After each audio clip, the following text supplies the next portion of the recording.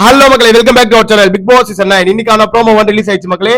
நம்ம எல்லாரும் வந்து டாஸ்க் பத்தி இந்த ப்ரோமோ இருக்குமா, இல்லனா வந்து வீட்ல எதனா சண்டை நடந்திருக்கா, எதனா சுவாரஸ்யமா ப்ரோமோ போடுவாங்களா அப்படின்னு பார்த்தா அப்படிலாம் பண்ண முடியாதுப்பா. நேத்து எப்படி 3 ப்ரோமோவும் சாண்ட்ராவை பத்தி பாத்தீங்களோ அதே மாதிரி இன்னைக்கும் வந்து சாண்ட்ராவை பத்தியே பாத்துருங்க.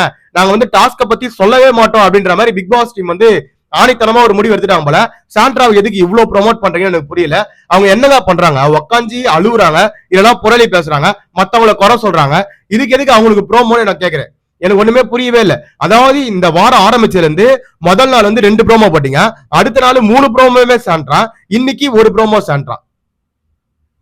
எதனால இப்படி பண்றீங்கன்னு எனக்கு புரியல. இப்போ இதுக்கு அப்புறமேட்டு வர ப்ரோமோ வாட்சி வந்து டாஸ்க பத்தி போடுவீங்களா, இல்லைன்னா அதுவும் சாண்ட்ராவா? இதுக்கப்புறம் சாண்ட்ரா அழுவதை காமிப்பீங்க, சாண்ட்ரா நிக்கிறத காமிப்பீங்க, சாண்ட்ரா ஓடுறதை காமிப்பீங்க, இதெல்லாம் பார்த்துட்டு இருக்கோமா நாங்க? எனக்கு புரியவே இல்லை. இங்க கூட உட்காந்து சாண்ட்ரா மறுபடியும் புரளி தான் பேசிருக்காங்க. இல்ல அமித் பார்கவ் வேற. அமித் பார்கவ் வந்து நம்ம சாண்ட்ரா கூட வந்து சேண்டாப்ல இப்போ சாண்ட்ரா என்ன சொன்னாலும் ஆமா சாமி போறதுக்கு ஒரு ஆள் கிடைச்சிச்சு. அதனால சாண்ட்ரா வந்து எல்லா பாயிண்ட்டையும் அமித் பார்கவ் வச்சு ரீசர்ச் பண்ணிட்டு இருக்காங்க. இதை என்னத்தான் சொல்றதுன்னு தெரியல. சரி மக்களே, இந்த ப்ரோமோல என்ன சொல்றாங்கன்னு பாத்துருவோமா? முதல் எடுத்த உடனே நம்ம அமித் பார்கவ் சொல்றாப்ல, திவ்யாவை வச்சு ஒண்ணுமே பண்ண முடியாது, மோஸ்ட் அட்டென்ஷன் சீக்கிங் பிஹேவியர்ன்றாப்ல. அதாவது திவ்யாவால எதுவுமே, திவ்யாவை வச்சு ஒண்ணுமே பண்ண முடியாதான், அவங்க வந்து அட்டென்ஷனுக்காக தான் எல்லா விஷயத்தையும் பண்றாங்களாம். அதாவது இந்த வீட்டுல அப்ப நீங்க என்ன பண்றீங்க அப்படின்ற மாதிரி ஒரு கேள்வி வருதுல. பாட்டு மட்டுமே பாடிட்டு இருக்கீங்க, வேற எதுவுமே பண்ணலன்னு சொன்னா உங்களுக்கும் கோபம் வரும்ல. அதாவது இந்த வீட்டுல நம்ம அமித், சாண்ட்ரா, வெளிய பிரஜன், இவங்க 3 பேரும் சேர்ந்து திவ்யாவுக்கு பிஆர் வேலை பார்த்துட்டு இருக்காங்க. இவங்க பண்ற வேலையால திவ்யாவுக்கு தான் வந்து அங்க கிராஃப் ஏது, அது இவங்களுக்கு புரியவே மாட்டேது. அது ஏன்னு எனக்கு தெரியல மகளே. சரி ஓகேவா. அதுக்கப்புறமேட்டு அந்த பொண்ணு சும்மா தொட்டாலே வந்து அப்படியே ஊந்து அப்படின்றாரு. அவங்களுக்கு வந்து அந்த சூடு பட்டுதுன்னா அந்த ஊன்றாங்கன்னா அது அவங்களோட விஷயங்க. உங்களுக்கு என்னங்க பிரச்சனை எனக்கு புரியலையே. எனக்கு ஒன்னும் புரிய மாட்டேது மக்களே. இந்த மாதிரி அவங்க பண்ணி ப்ரொமோட் பண்ணி அந்த திவ்யாவை மேல ஏத்தி உட்கார வச்சிருவாங்க போல போற பக்கம் பார்த்தா. நெக்ஸ்ட் அப்படியே நம்ம சாண்ட்ரா அவர்கள் உள்ள போடுறாங்க. சாண்ட்ரா உள்ள போந்து அவங்க என்ன தெரியுமா சொல்றாங்க, இப்ப திவ்யா கணேஷ் வந்து பழைய மாதிரிலாம் இல்லையா, இப்ப பார்வோட ரூட் எடுத்துட்டு அதுல வந்து இப்ப டிராவல் பண்றாங்களாம். பார்வோட ரூட் எடுத்தாங்க, நீங்க பாத்தீங்க. ஏமா நீ பச்சை போய் பேசுறியம்மா அப்படின்ற மாதிரி தான் இருக்கு.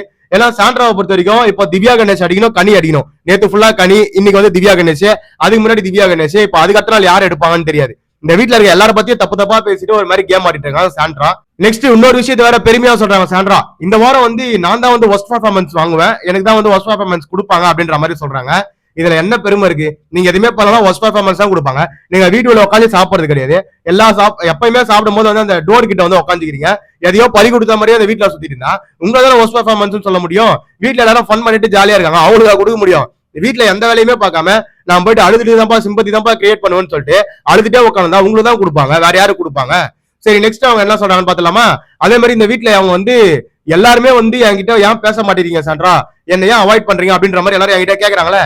அதாவது தட் டே, அந்த டே எந்த டே, அதாவது அந்த ஒஸ்ட் பெஸ்ட் சூஸ் பண்ணாங்களே அந்த நாள் வரும்போது எல்லாரும் எப்படி என் மேல அக்யூசியேஷன் வைக்கிறாங்கன்னு மட்டும் பாருங்க.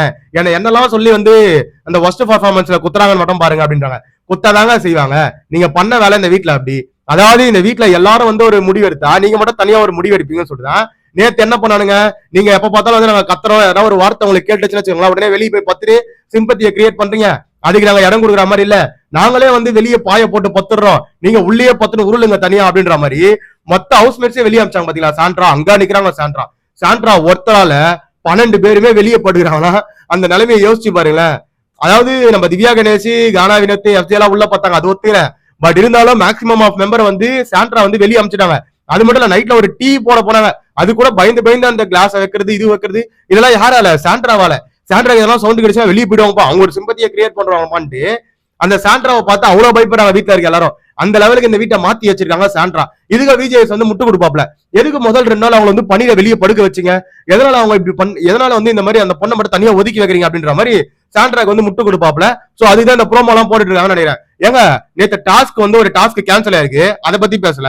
ஒரு டாஸ்க் நடந்து முடிஞ்சிருக்கு, அரோராவும் விக்கல் சிக்கிரமும் நல்லாவே வந்து 2.5 மணி நேரத்துக்கு மேல ஆடிட்டு இருந்தாங்க, அதை பத்தி வந்து ப்ரோமோ போடல. பட் ஆனா நீங்க என்ன போட்டிருக்கீங்க, ஃபுல் அண்ட் ஃபுல் சாண்ட்ரா. என்னதான்டா உங்க கதை?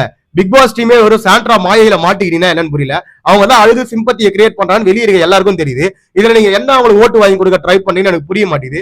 சோ இதான் மக்கள் இவங்க எல்லாமே பேசிட்டு இருக்காங்க. ஒன்லி புரளி பேசதான் ஃபர்ஸ்ட் ப்ரோமோ. இது எதுக்கு இந்த ப்ரோமோனே எனக்கு தெரியல. இதை பத்தின கருத்துக்களை கீழே கமெண்ட் செக்ஷன்ல கமெண்ட் பண்ணுங்க, அதை பத்தி நான் தெரிஞ்சுக்கிறேன். அதே நம்ம சேனலை சப்ஸ்கிரைப் பண்ணி கூட இருக்க அப்பதான் நம்ம போற வீடியோலாம் உடனே வந்து சேரும். Love you, bye, take care.